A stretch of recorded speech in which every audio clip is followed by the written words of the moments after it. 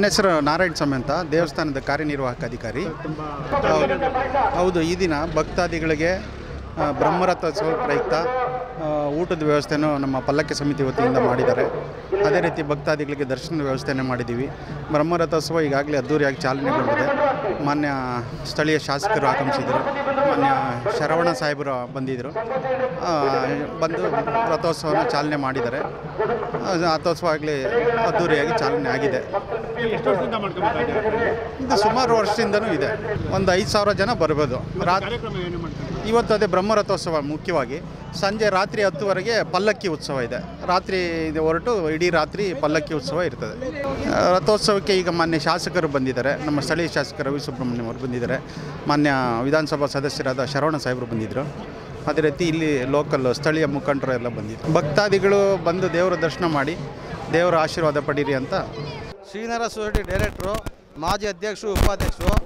ನಾನಿಲ್ಲಿ ಈ ಗವಿವರ ದೇವಸ್ಥಾನದ ಇತಿಹಾಸ ಪ್ರಸಿದ್ಧ ಸಾಂಸ್ಕೃತಿಕ ಕಾರ್ಯಕ್ರಮ. ದಯವಿಟ್ಟು ಎಲ್ಲರೂ ಬಂದು ಸಹಕರಿಸಿ ನೋಡಿ ಕಣ್ತುಂಬಿಕೊಳ್ಳಿ.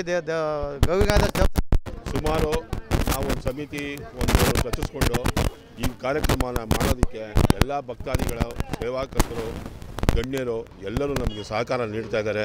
ಇದೇ ರೀತಿ ಭಗವಂತನ ಅನುಗ್ರಹದಿಂದ ಎಲ್ಲರೂ ನಮ್ಗೆ ಇದೇ ರೀತಿ ಮಾಡಿದ್ರೆ ನಾವು ಇನ್ನೂ ಮುಂದಿನ ದಿನಗಳಲ್ಲಿ ಒಳ್ಳೆಯ ಕಾರ್ಯಕ್ರಮಗಳನ್ನು ಮಾಡಲಿಕ್ಕೆ ಯಶಸ್ವಿಯಾಗಿ ಪೂರ್ಣಗೊಳಿಸೋದಕ್ಕೆ ತಮ್ಮೆಲ್ಲರ ಸಹಕಾರ ಬೇಕೆಂದು ನನ್ನ ಮನವಿ ಹಾಗೂ ವಿನಂತಿ. ನನ್ನ ಹೆಸರು ಮಂಜುನಾಥ್ ರಾವ್ ಅಂದ್ಬಿಟ್ಟು ನಾನು ಈ ಸಮಿತಿಯ ಕೋಶಾಧಿಕಾರಿ ನಾನು ಕೆಲಸ ಮಾಡ್ತಾಯಿದ್ದೀನಿ. ಸುಮಾರು 10 ವರ್ಷದಿಂದ ನಾನು ಕೋಶಾಧಿಕಾರಿಯಾಗಿ ಕೆಲಸ ಮಾಡ್ತಾಯಿದ್ದೀನಿ. ಏರ್ಪಡಿಸಿ ಉಚಿತವಾಗಿ ಚೆನ್ನಾಗಿ ನಡೆಸ್ತಾ ಇರತಕ್ಕಂಥ ಆಡಳಿತ ಮಂಡಳಿ ಸದಸ್ಯರುಗಳಿಗೆ, ಗೌರವಾನ್ವಿತ ಸದಸ್ಯರುಗಳಿಗೆಲ್ಲ ನಾನು ಅಭಿನಂದಿಸ್ತೇನೆ. ಇದೇ ರೀತಿ ಮುಂದುವರಿಯಲಿ. ಎಲ್ಲ ಜನಗಳಿಗೆ ಬಂದಂಥ ಜನಗಳಿಗೆ ಎಲ್ಲ ಊಟದ ವ್ಯವಸ್ಥೆ ಪ್ರತಿಯೊಂದೂ ಇಲ್ಲಿ ನಡೀತಾ ಇದೆ. ಒಳ್ಳೆಯ ಕಾರ್ಯಕ್ರಮಗಳನ್ನ ಹಮ್ಮಿಕೊಂಡಿದ್ದಾರೆ. ಇವರಿಗೆ ಆಡಳಿತ ಮಂಡಳಿ ಸದಸ್ಯರಿಗೆ ಎಲ್ಲರಿಗೂ ಧನ್ಯವಾದಗಳನ್ನು ಅರ್ಪಿಸುತ್ತೇನೆ.